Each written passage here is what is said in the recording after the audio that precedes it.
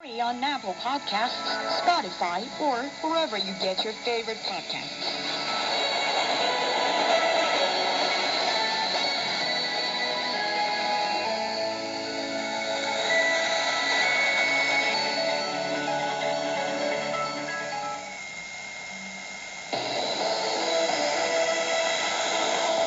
This is CGTN Radio. Hear the difference.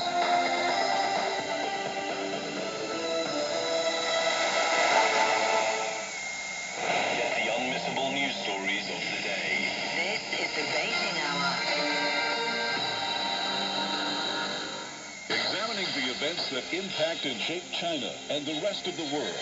This is the Beijing Hour. 1 hour of news and information brought to you every weekday. Now here's your host. Shane Bigham with you on this Tuesday, August 22nd, 2022. You're listening to the Beijing Hour, coming to you live from the Chinese capital.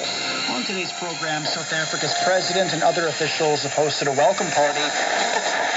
Chinese President Xi Jinping, our former Thai Prime Minister, has returned from exile to serve 8 years in prison.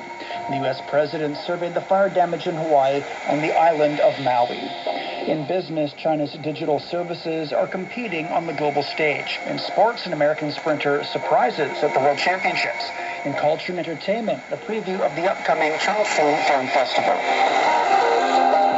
Now checking the day's top stories. South African President Cyril Ramaphosa has hosted a welcome ceremony for Chinese President Xi Jinping in Pretoria. Now, President Xi is in South Africa for a state visit and to attend the Brics summit in Johannesburg. Ahead of his arrival, the Chinese president published a signed article calling for efforts to deepen friendship and cooperation between the two countries.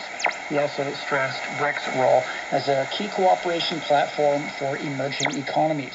China and South Africa are marking 25 years of diplomatic ties this year. Editors and journalists spoke highly of President Xi's signed article in South African media. Zhao Yunfei reports. Chinese President Xi Jinping's signed article is printed on the front page of a newspaper in Johannesburg. The title, Sailing the Depths of China-South Africa Friendship. In the article, President Xi expresses anticipation for his visit to South Africa, referring to it as a promising land. He celebrated the brotherly sentiments between China and South Africa, saying the two countries have provided each other with strong support on matters of core interest and major concerns. The Star editor, Sifiso Mashlongu, says this message from the Chinese president extends friendship. Well, it's a letter to South Africa, writing a letter on collaboration. It's a letter concerning the People's Republic of China's relationship with the Republic of South Africa. The journalists in Johannesburg covering the BRICS summit say China is playing an important role in the development of Africa. African countries are going to seize this opportunity to grow their economies. We know China has been expanding equally across the African continent. Inevitable. It's something that we are all seeing.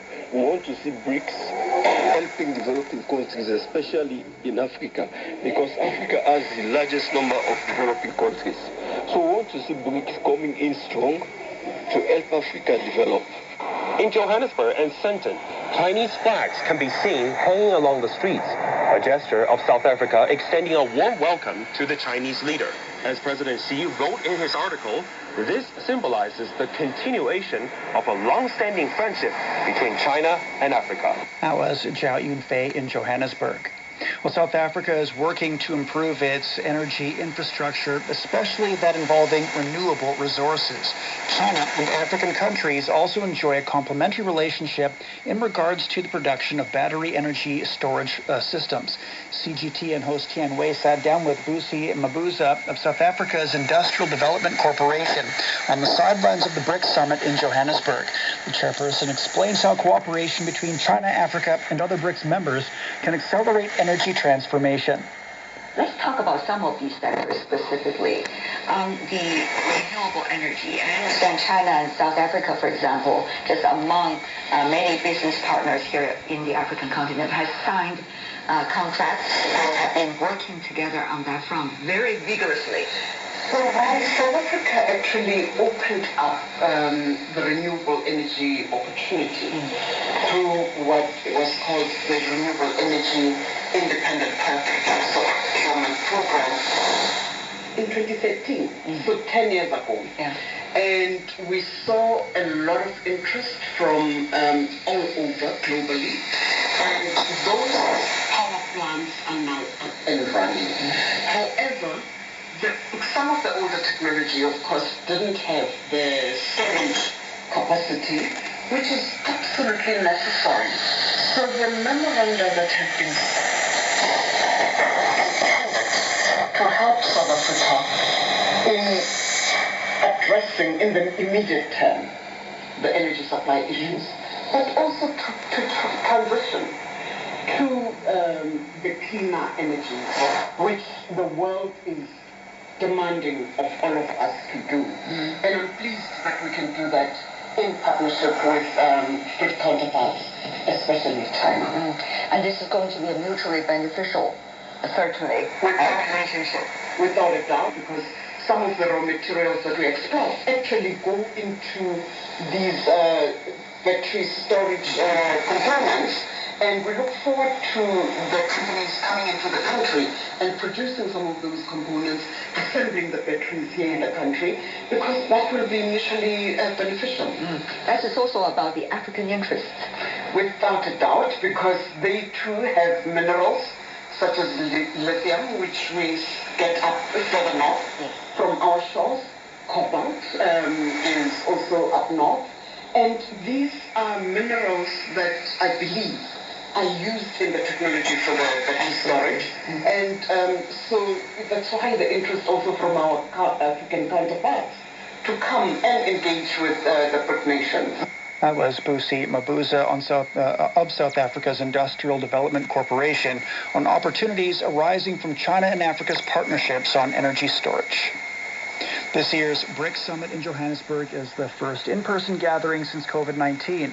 The group's expansion, de-dollarization of trade, and moving toward a multipolar world are among topics of discussion. Julie Shire has more. It's been months of preparations, engagements, and talks. Now the summit is finally here. South African President Cyril Ramaphosa will be hosting around 30 world leaders at the 15th gathering of BRICS heads of state in Johannesburg. We've invited quite a number of countries, quite a number of African countries will be represented at the highest levels. Also from, the rest of the world. There are some guests that are coming from Asia, Southeast Asia, and a few other regions.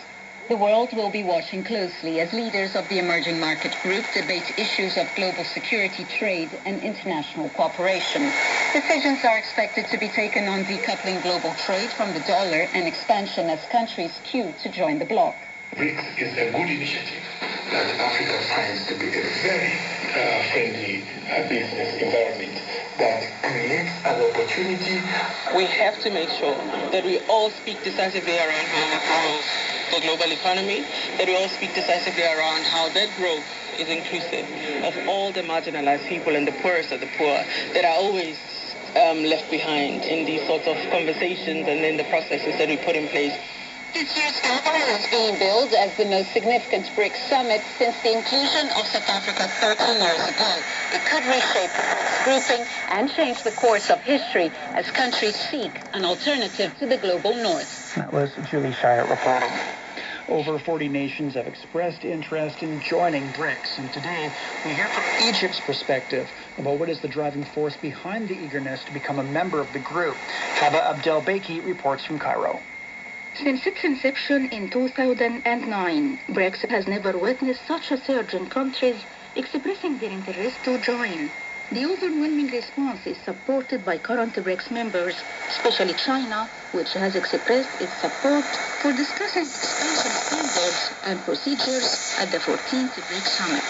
The driving force behind this eagerness to join the BRICS cooperation mechanism remains a question. Economist and risk analyst Dr. Ali Mitwalli has an answer. Joining BRICS opens up access to a large and growing market, fostering economic cooperation and trade opportunities. And the collective economic strength enhances the bargaining power of its member states, and not only international trade, but also financial negotiations, providing them with greater leverage in global economic affairs. Joining BRICS also offers countries the opportunity to diversify their trade and investment partners. Another major attraction for countries seeking to join join BRICS is the geopolitical influence that membership offers. This is because BRICS advocates for a more multipolar, more challenges of the Western-dominated international order. 6 years ago, the BRICS New Development Bank was established to finance infrastructure and sustainable development projects in member countries, emerging economies, and developing countries. Egypt, which is facing significant economic challenges, has joined the bank and is seeking to become a member of BRICS. Dr. Ali Mitwalli is talking again. Egypt can benefit from access to funding from the BRICS established New Development Bank. The bank finances infrastructure projects, sustainable development initiatives in member states and other developing countries. For instance, since its founding, the bank has approved more than 90 projects, more than $32 billion in support of areas such as transportation, clean energy, urban construction. So by leveraging funding of the NDB, Egypt can modernize its infrastructure and also bolster its economic development and growth. The growing use of local currencies for trade has become a strong motivation for countries suffering economic crises. This trend is expected to support the movement towards replacing the US dollar in global trade, with the BRICS nations at the forefront of exploring the possibility of introducing a common currency that would provide fairer treatments in international trade.